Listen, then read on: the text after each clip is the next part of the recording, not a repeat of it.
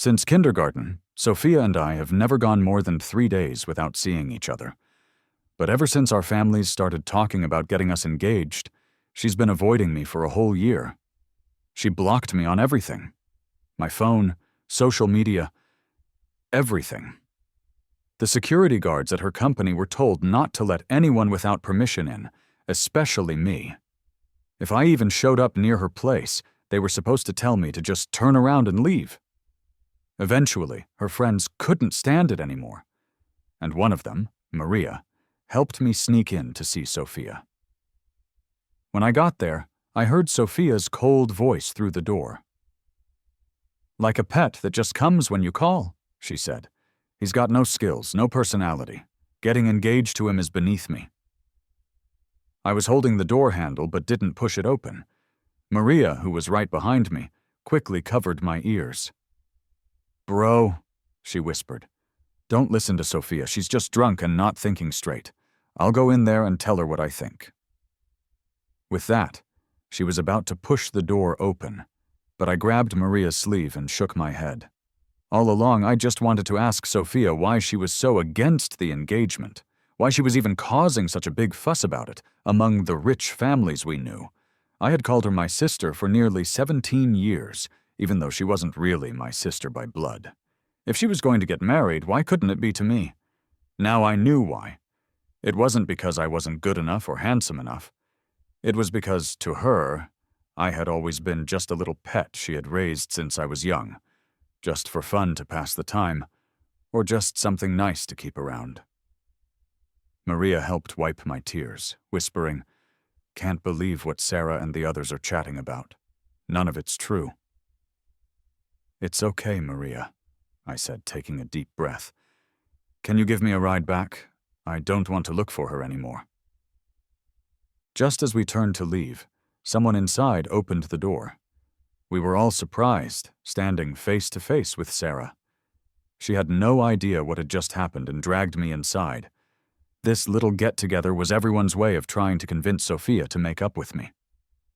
Sarah made me sit across from Sophia. "Sophia," Sarah said, "even if you're against the family's wishes, don't treat Leo like this. Leo is someone we've all watched grow up. Talk it out. Don't let a sharp tongue and a kind heart cause misunderstandings." Sophia hadn't lifted her head since I entered the room, but her hand holding the cup was turning white. Maria came in, made eye contact with Sarah, and shook her head. Just as Maria was about to pull me out, Sophia finally spoke up. "Leo," she said, "why don't you ever listen to me? Didn't I say we shouldn't meet until Grandpa and my parents changed their minds? Why are you being so stubborn?" I hung my head, unable to speak. The room was tense. The last time Sophia was this angry was when a close older friend of hers confessed that he liked me. Maria sighed and signaled everyone to leave and let us talk alone. Sophia took a frustrated sip of her drink. "Could you have some self-respect?" she said. "I've told you I'm not interested in you. I never saw you as a man. Instead of holding on to me, how about you try to improve yourself? All you do is hang around women. Are you dumb? I'm going to be in charge of the company completely soon, and I'll be traveling for work. I can't have you tagging along everywhere."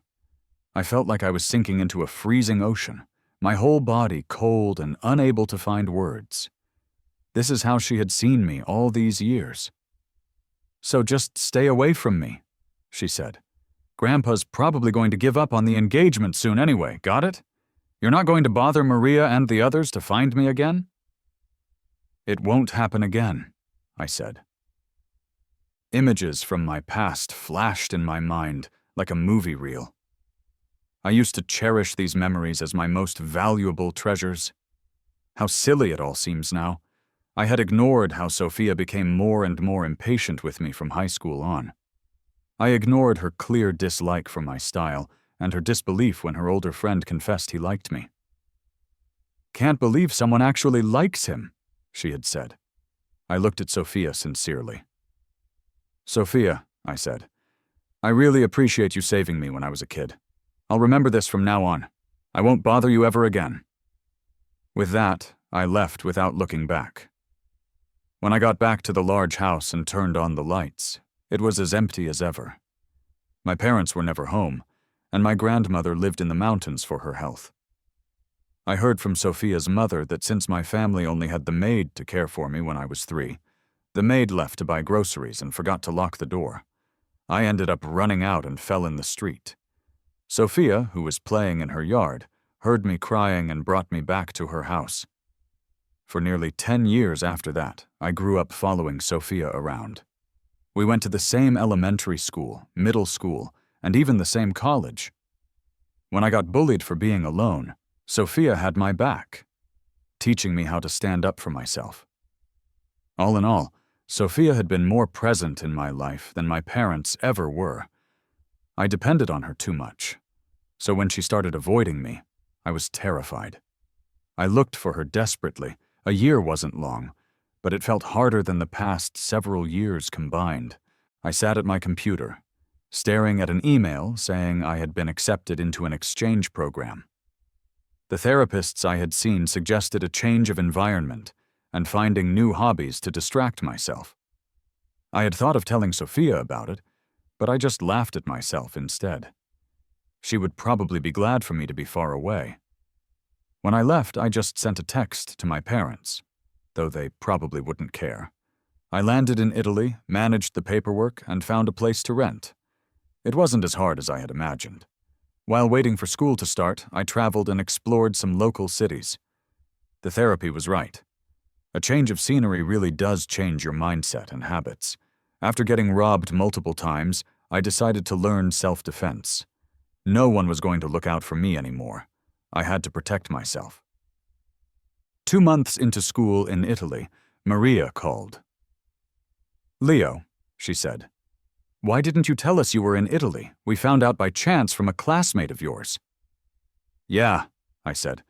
"I just needed a break to study and clear my head abroad. It's just for a few months, don't worry."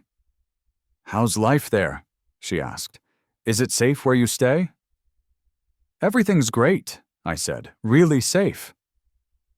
"All right then," she said. "Maybe you should tell your sister. She has some friends there." "No need," I said. "I'm all good. No need to trouble anyone." "Okay, well," she said, "if anything comes up, you can reach out to me or your sister." In the office, Maria only turned off her phone after the call ended. "Grown up, huh?" Sophia had a gloomy look on her face.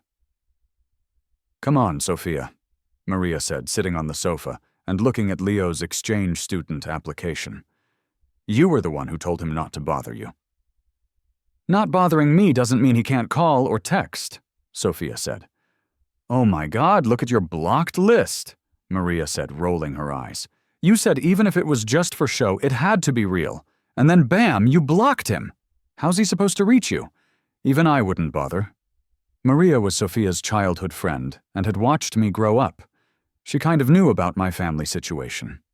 Growing up neglected by my parents, I was a quiet kid, always staying close to Sophia. But Sophia didn't have romantic feelings for me. Even though she worried about me, she pretended to be tough. What a mess, Maria thought. Let them handle it however they want. After Maria left, Sophia massaged her temples. A feeling of frustration was building in her chest. It was even worse than seeing so many portraits of herself in Leo's studio. Their families were pressuring them to get engaged. Leo was just starting his 3rd year in college, a kid who had never dated. What did he know? Sophia hesitated a moment, then took my name off her blocked contact list. She then called David, her secretary, into the room. "You wanted to see me?" David's lips curled up in a momentary triumph before he controlled it. "This shows my tough love teaching is working," he said. "No upbringing, no corrections when they make mistakes. He's in his 3rd year of college, yet he only hangs around you. How can he amount to anything? A guy without a strong will won't be able to stand on his own? Without harsh words?" David explained with a smile. "And going abroad might not mean progress. Maybe he's trying those romance novel mind games. I'm a guy. I know these little tricks. To cure this strong liking, You must keep the right distance. Sophia thought about it. But he's never traveled far before, she said. By junior year, though, he should be fine with anything. When I was younger than him, I left for college in a new city. It wasn't that hard. No need to treat boys like babies. Sophia thought some more. It made sense. Maybe Leo had misunderstood his feelings, thinking affection was love. It was time to let him try the world on his own. She had David cancel her flight to Italy and turned back to work. Bang, bang, bang. Acknowledging the coach, I put down the heavy gun, massaging my wrist. My shooting had gotten better since last time. I packed up and cleared my head. I had a combat class in the afternoon and needed to get home early tonight. I didn't want to run into that annoying neighbor again. Just at the door, a small figure approached me. I quietly stepped aside, but the person stopped right in front of me. Excuse me? Are you Leo? The Chinese was perfect. Yes, I said. And you are? I looked up in curiosity. The woman wore a suit that fit her perfectly. She was nearly 5 feet 7 inches tall and seemed to have a lot of authority. Yet, as our eyes met, that feeling disappeared. Her eyes were surprisingly deep blue. I'm Catherine, a friend of Sophia's, she said. Nice to meet you. Sophia mentioned you came here for school, she said. She's worried and asked me to look after you.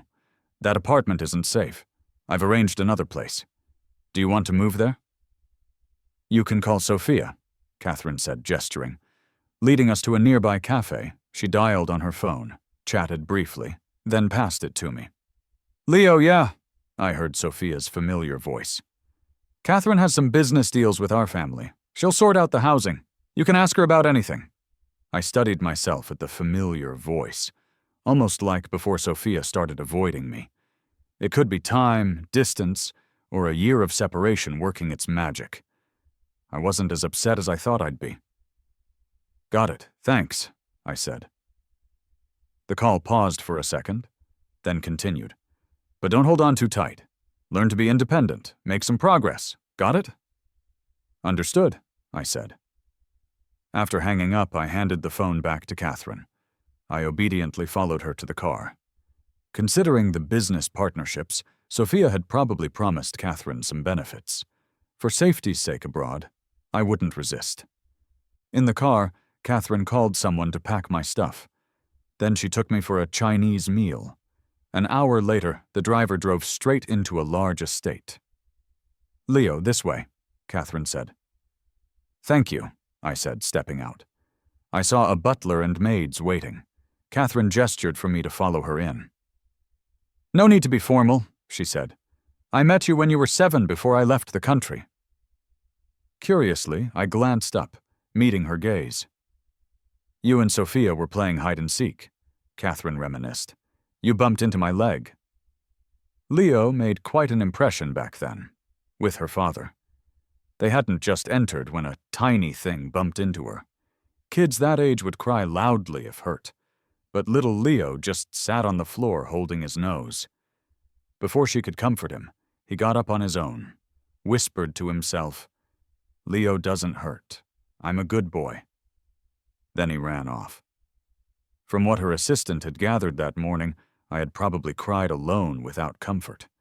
Back then, Sophia was just a 9-year-old kid and didn't really have time to bother with a neighbor's child. Catherine was thinking if nobody wanted him, maybe she'd take him overseas herself. She didn't expect that over a decade later, she'd actually get to fulfill that childhood thought. Before she knew it, she walked up to the 2nd floor. In a room to the right of the stairs, with the door open, a man and a couple of maids were unpacking my luggage. When the man saw us, he came out and greeted us. Catherine, Leo, he said. Weren't you going to move to the flat in the south? Why the change to your house? Hearing that, I looked at Catherine. She touched the tip of her nose and said, Oh, my cousin's coming to stay at the flat, so we'll just settle Leo here for now, okay? The following days were quite peaceful. Catherine set up a small art studio for me in the study on the 3rd floor. When I didn't have class, I would paint in there. Catherine often worked in the study, too. Sometimes she'd sit beside me and watch me paint, joking about how she wanted to collect works from a future master. When she learned I was studying shooting and combat, she offered to be my coach. Noticing that my clothes were all simple and sporty, she had luxury brands send over a bunch of well-matched outfits. She had great taste. Until then, I didn't realize I could dress so well. I really thought my life would always be this calm. Until one day, I sensed something different about the manor's atmosphere. The butler knocked on my door. "Leo," he said, "we're clearing out the manor. You'll need to stay at a hotel for a few days to a week. The driver and a servant will be there, so it won't affect your routine." I hesitated, brushing the door frame with my fingertip. Then I couldn't help but ask, "Is Catherine staying at the hotel too?" This familiar situation made my heart sink. Was Catherine tired of me too? Even though I'd only been here for 3 months.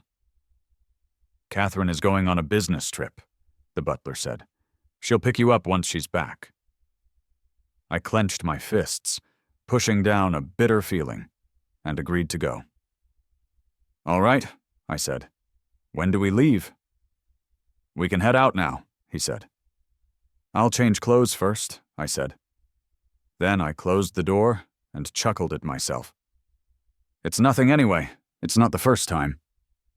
Reflecting on my time with Catherine these 3 months, sometimes I felt like I'd met a kindred spirit. Her compulsive little actions, the way she analyzed my paintings. Then again, maybe she's really just busy. I slung a backpack over my shoulder and went downstairs. The manor's maids were mostly gone. Only the butler and driver waited at the front door. A wild thought crossed my mind. Could Catherine be bankrupt? I couldn't help but laugh, then choked on my own spit. Gesturing to the butler, I turned to the kitchen for some water. The manor wasn't familiar to me yet. It's not small, but not too big either. After a drink, I passed a room with its door slightly ajar. The sound of glass breaking coming from inside. Wasn't everyone supposed to be gone? Could it be Catherine's pets, a cat or dog, breaking something? Surely not a person. Curiosity got the better of me. I returned to the kitchen for a knife and pushed open the ajar door. Behind it was a staircase leading down. Was this the basement? The light by the stairs was on, and the walls were adorned with beautiful murals. I held a phone in one hand, a knife in the other, and slowly descended. Another door waited below, intricately crafted. I thought about whether to stop here, thinking about possible danger. Just as I was about to leave, a familiar voice caught my ear. A soft groan, but unmistakably Catherine's voice. I spun around and opened the door. There she was, sitting on the ground, broken wine bottles scattered around her. Catherine clutched a shard of glass in her right hand, with her left hand bloodied. Caught between fleeing and finding the courage to help, I called out from the doorway, a little scared, but not entirely. Catherine, are you okay?" Her body froze, muscles tense, apparently startled to hear me. Catherine turned to face me. "Leo," she said, "how did you find this place? Didn't the butler take you out?" She offered her usual warm smile, ignoring the tremor in her left hand. I felt terrible for minutes, regretting that I had come in. Should I just leave you be? Make sure to take care of that injury. I was about to shut the door when I heard her faint plea. "Don't go. I won't harm you. Don't be afraid. I just had a nightmare and couldn't sleep. I felt a bit scared. Leo, could you keep me company for a bit?" I left the basement to find the butler still at the door. "Leo," he said, "what are your plans?" "I'll stay and look after her," I said. "I'm sure Catherine called you earlier." The butler sighed. "All right, Leo," he said. "Catherine's not dealing with anything serious. It's just that her mother's death anniversary is fast approaching, and she has some bad memories from it." "Yeah," I said. I grabbed the medical kit and headed back down. I helped her up to the basement bed and dressed her wound. "You're not going to ask?" she said. "No," I said, "but if you want to talk—" "Nothing much," she said. "Okay?" With Catherine wide awake, we read books together. I've been unable to sleep well for ages anyway. Sometimes we'd watch movies on a tablet. After 3 days, Catherine seemed back to her usual self and led me out of the basement. The manor staff acted like nothing happened, but between Catherine and me, there was a new subtle understanding. "Leo, could you do me a favor?" I had just finished my final project in the studio when Catherine surprised me at my side with a playful smile. "Of course," I said. Catherine raised an eyebrow.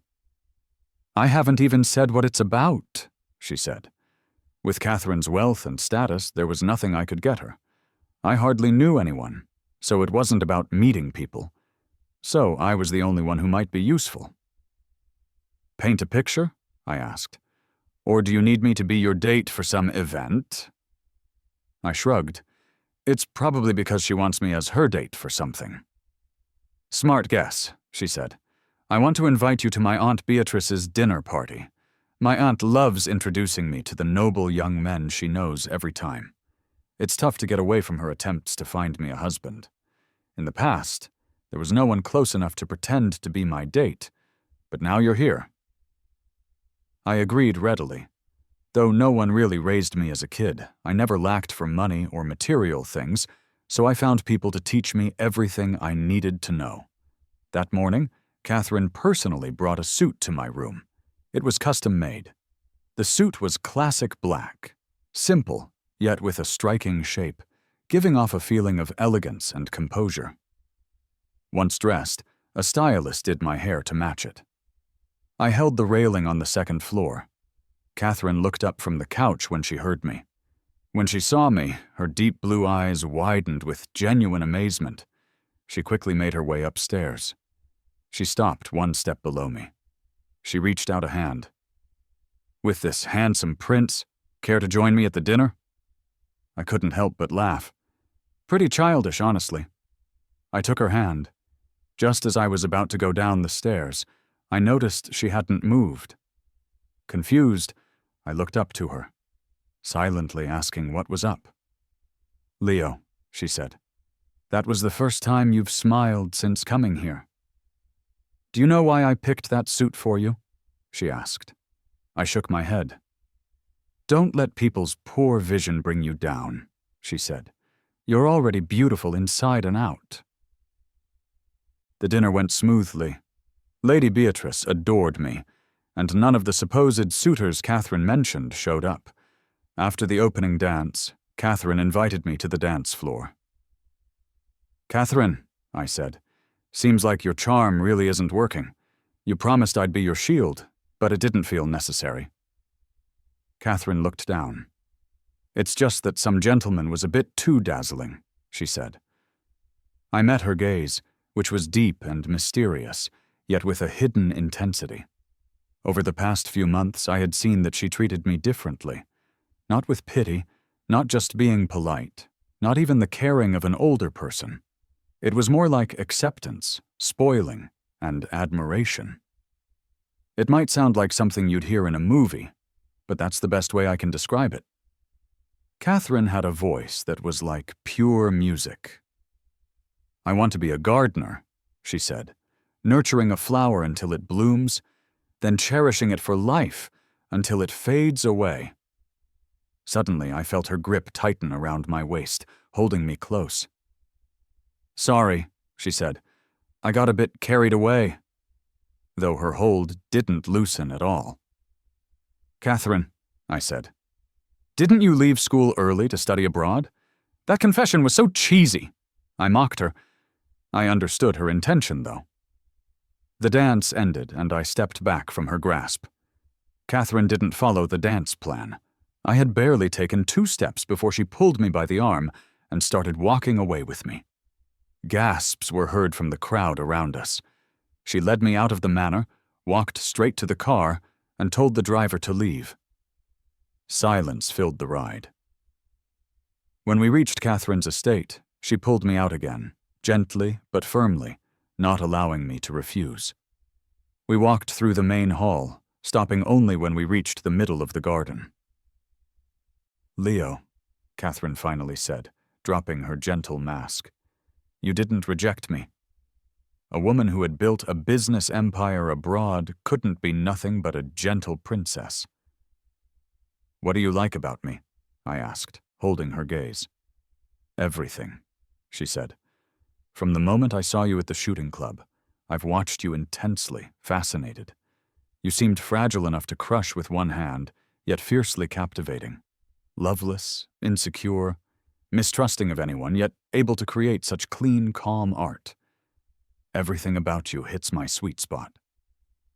I slapped away her hand as she reached for my face. "Wow," I said. "You sound obsessed enough to be a stalker. So what do you want?" I looked at the wolf showing her teeth. "In the basement, you stayed with me for 3 days, she said. "That's when I thought, I wish you'd always be by my side." Catherine's hand slid from my cheek to my throat, applying slight pressure. It was like she held my life in her hand, strong yet so controlling. "Be my other half," she said. "I can be your family, your friend, your lover, any relationship you want. To shower you with all my love, and I will be yours completely. My wealth, family, body, soul, and life." At that moment, time seemed to stand still. I was tempted by her promise of all her love. I heard myself say, "Okay." Then I was pulled into an embrace that felt like it controlled my entire world. We shared a powerful kiss. Catherine was both my breath and the one who wanted to consume my soul. The next morning, the sound of a ringing phone woke me up. My phone is always on silent, and since staying here, only Catherine has my number. The sound was really annoying. I was about to get up and throw it, but a hand gently touched my face, calming me down. Releasing the tension from my lips, Catherine's voice was soft in my ear. "It's okay," she said. "It's my phone, sweetheart." She picked up the phone, glanced at the screen, neither answering nor rejecting it. Snuggled in Catherine's arms, I opened my eyes and looked up. She raised an eyebrow and said, "It's Sophia. Do you want to take it?" She kissed me briefly. "Sure," I said. "Give it here." I rolled my eyes. "Catherine, you're so childish." "Sophia," I said, "I heard you took Leo to the dance yesterday. Thank you for looking after him. Leo isn't used to these kinds of events. Hope he wasn't a bother." I cleared my throat. "I didn't trouble Catherine," I said, and actually listened to her quite a bit. Listening all the way into the same bed, cursing myself for being so easily convinced by her last night. "Leo, yeah," Sophia said. "Looks like it was actually your call." Catherine handed me the phone. "Good habit waking up early," Sophia said. "Keep it up." She might have thought we were already up having breakfast. I didn't feel like explaining either.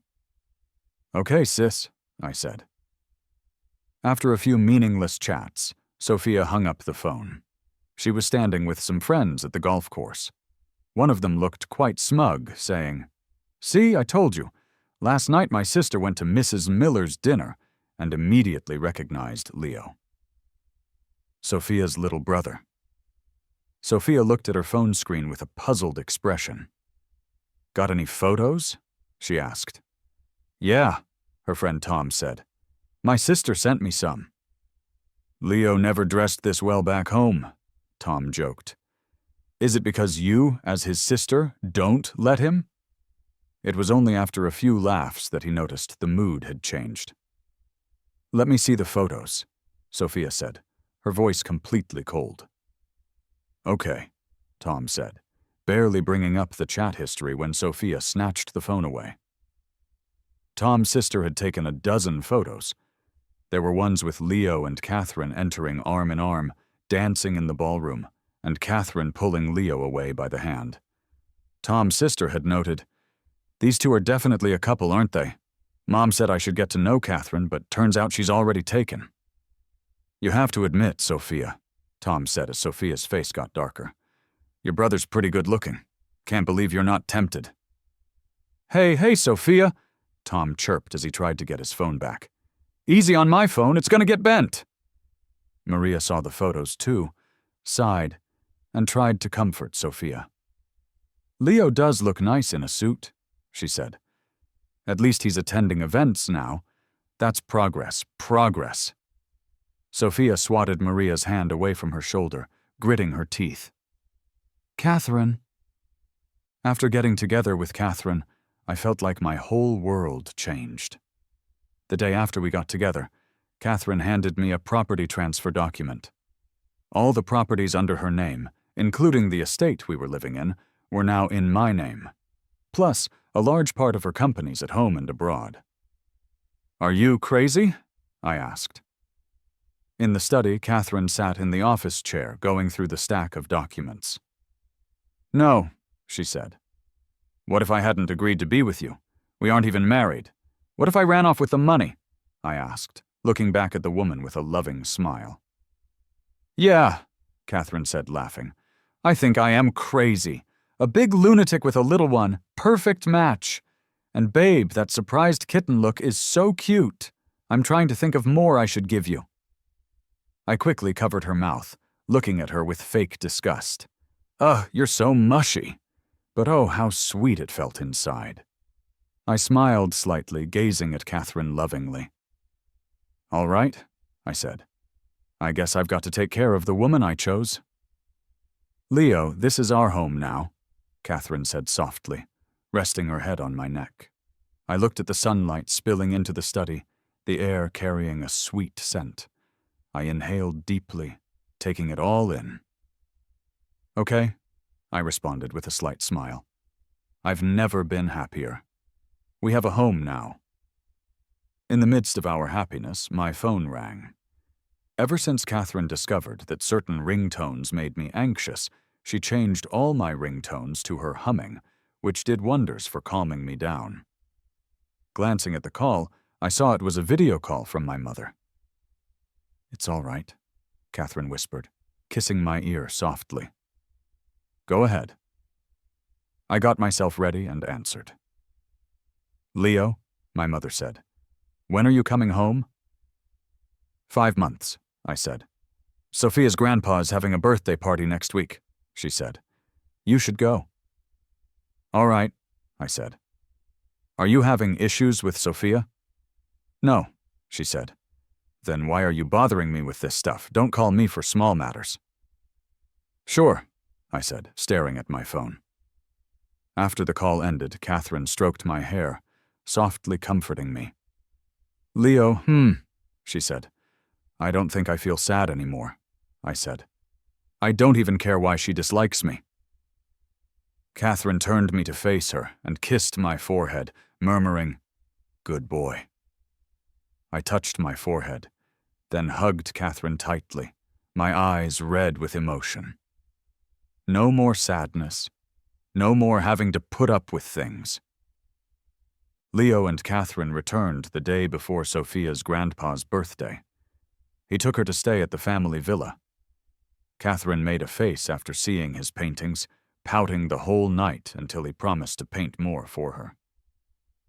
Arriving at the party, the hall was filled with people. Before they could find his family, Catherine was surrounded by people making small talk. Leo quietly slipped to a quiet corner, sipping red wine. Leo? A voice called out. He looked up, recognizing David in a fancy suit, the one man he couldn't stand. Ignoring Leo's eye roll, David sat beside him. Didn't think you'd be back, David teased, swirling his wine glass. Kind of thought you had the courage to leave Sophia alone. A man should have some dignity, David said. Not stick like glue to the Liu family. You have no idea how much Sophia's mom looks down on you. A child born but not raised by a mother. Bringing up the engagement was just to save face for the old man, David said. You're just a sideshow, I'm the man fit to stand beside Sophia." As David babbled, Leo stared at his wine, lost in thought.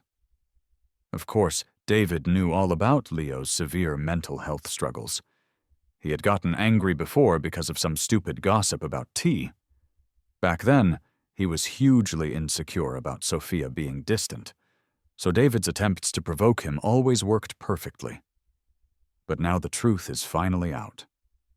Leo felt sick, like he wanted to punch someone, but he couldn't mess up Sophia's grandpa's birthday party. He got up, planning to move away from him. "Oops," David said, accidentally spilling the red wine all over himself. "Leo, I've got no inappropriate feelings for Helen," David said, raising his voice, drawing the attention of everyone in the room. "No need to see every guy around her as a threat." Leo, sensing something, turned around. Sure enough, Sophia was helping her grandpa out of the room, with her mother following behind. "Leo, what are you up to again?" Sophia frowned at David's stained clothes and shot Leo a disapproving look. Sophia's mother added, also looking unhappy, "Leo, it's Grandpa's birthday, and you're not even engaged to Sophia yet. You can't start nonsense here. What have I told you before? Jealousy with no regard to the occasion is so petty." Even Sophia's grandpa frowned, tapping heavily on his cane a few times. "Leo," he said, "you better go home and think about what you've done. I've got to keep you in line for your grandpa." This is insane, I thought. Are we shooting a dramatic family sitcom here? I was stunned by their comments. "Leo!" Catherine hurried over from the other side of the room, frowning with an incredibly serious look. "It's fine," I said softly, reassuring her as I gave her hand a gentle squeeze. David sulked behind Sophia, and her mother patted his hand reassuringly. Sometimes when you're unable to speak, you can only laugh. Ignoring their accusations, I calmly pulled out a voice recorder from my handbag. I turned up the volume and hit play.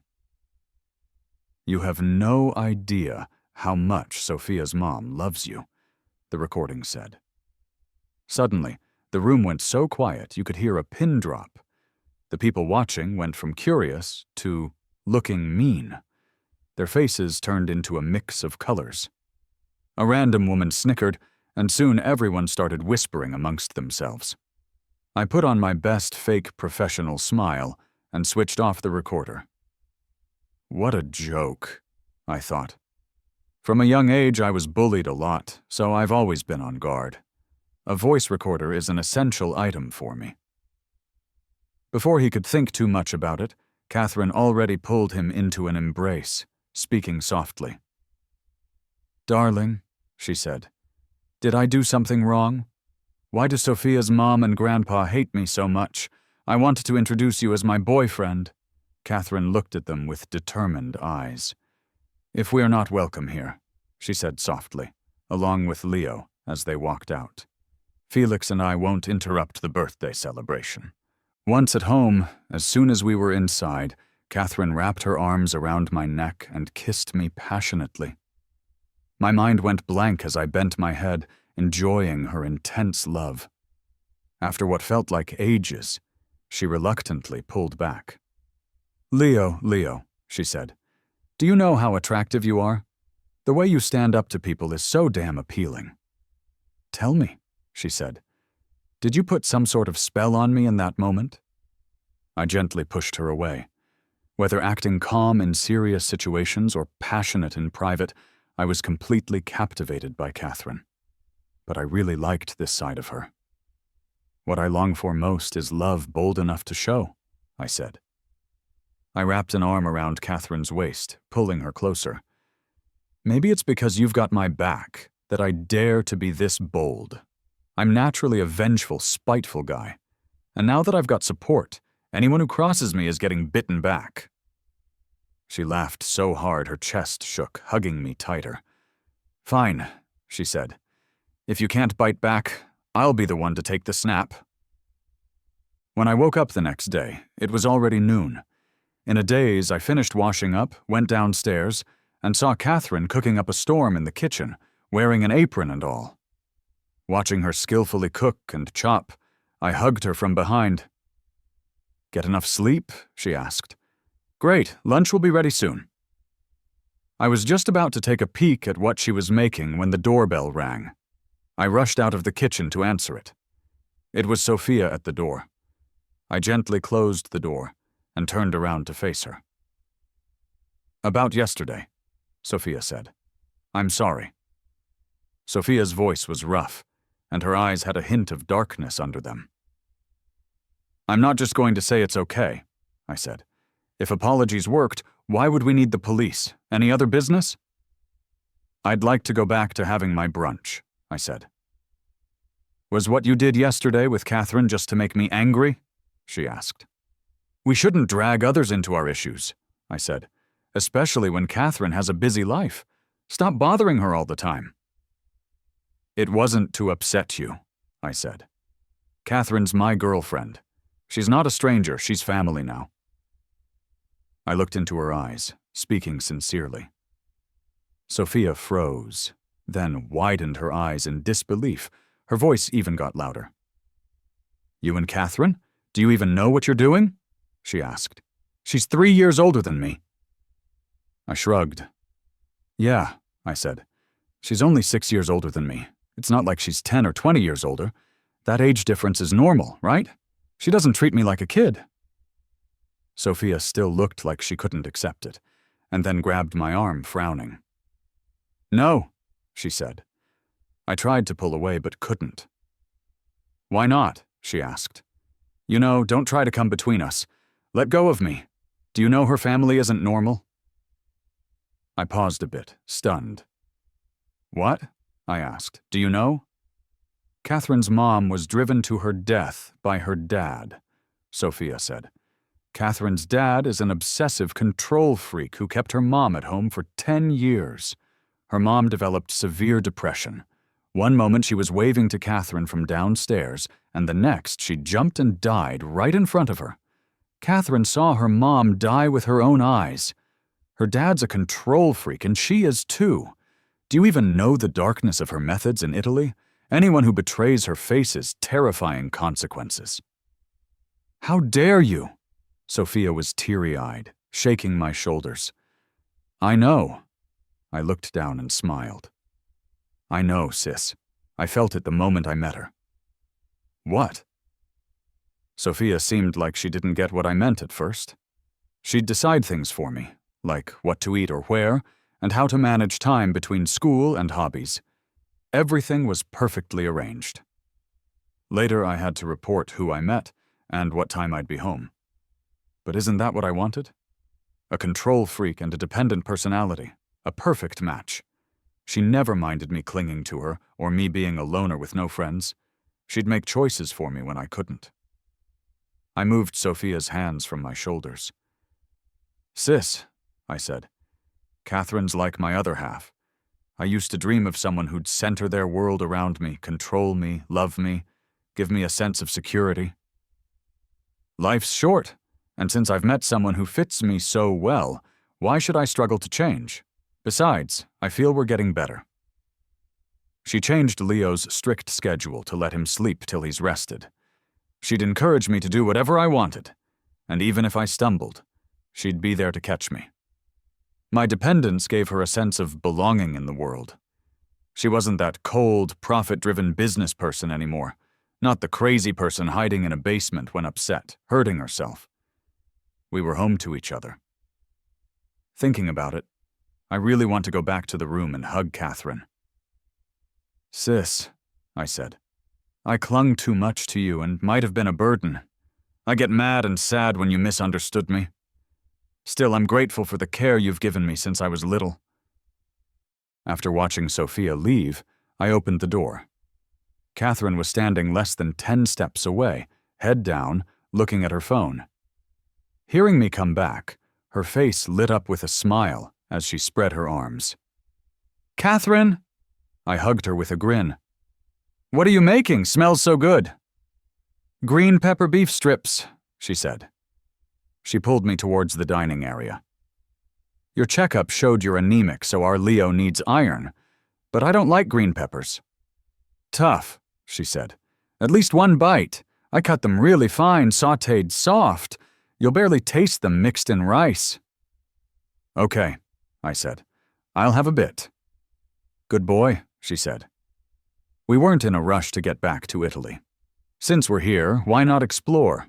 On a private racetrack in Hitching, a black and a red sports car were neck and neck, wheels spinning fast, engines roaring across the track.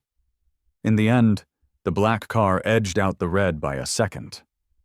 After stopping, 2 drivers got out, a man and a woman. I won! Catherine leaned against the door, gesturing to the red car driver. I pulled her in and nibbled on her exposed neck. It tasted like salty sweat. The adrenaline rush had me thrilled. We kissed passionately. Next time I'll beat you, I said. A fluke this time. I'll try harder, she said. My opponent was tough, sure. We also hit a few auctions. Catherine became obsessed with picking items, and I'd raise bids and buy them for her, though it was all with her money. In a bar's private room. Sophia, slow down, Maria said. You'll get alcohol poisoning. Maria snatched a bottle from Sophia, trying to snap her out of it. Why? Sophia asked. Maria leaned in close. Why isn't Leo hanging with his sister anymore? She asked. It's been ages since he asked me to watch movies or paint. No one's better or sweeter than Leo. David, yeah, David, Sophia said. I fired him. He stirred trouble. Made my little Leo so upset he went abroad.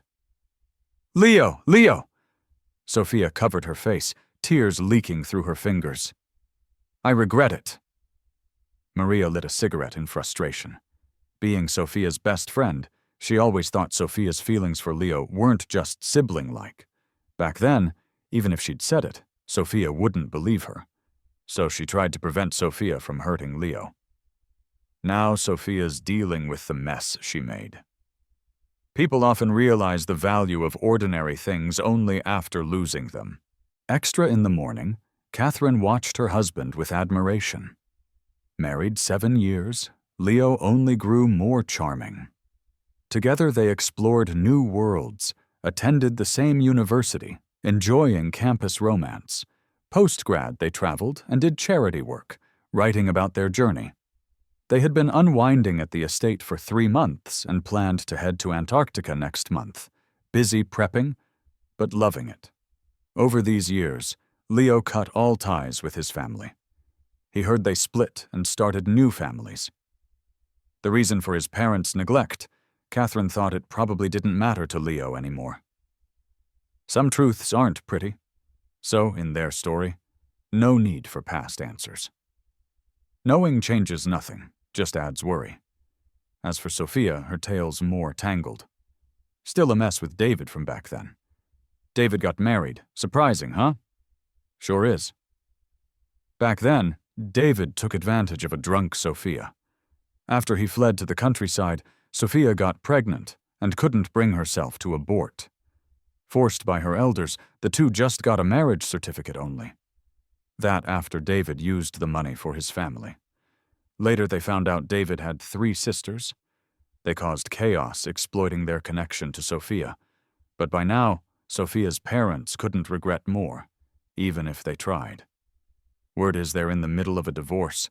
David is demanding a huge chunk of their company, fighting tooth and nail for it. Sophia's mom somehow found Leo's new phone number, but Catherine was the one who answered. She's got Leo's, she said. Go ahead. To manage these kinds of social calls, no one was going to mess with their life. Thinking of all this, Catherine glanced at the clock. It was almost time for Leo to wake up. They were going to grab breakfast out today. She'd have to pick out something for Leo to wear. It's wisteria season outside, so matching purple outfits seemed perfect for today. Catherine planted a kiss on Leo's cheek. Good morning to a brand new day, my other half.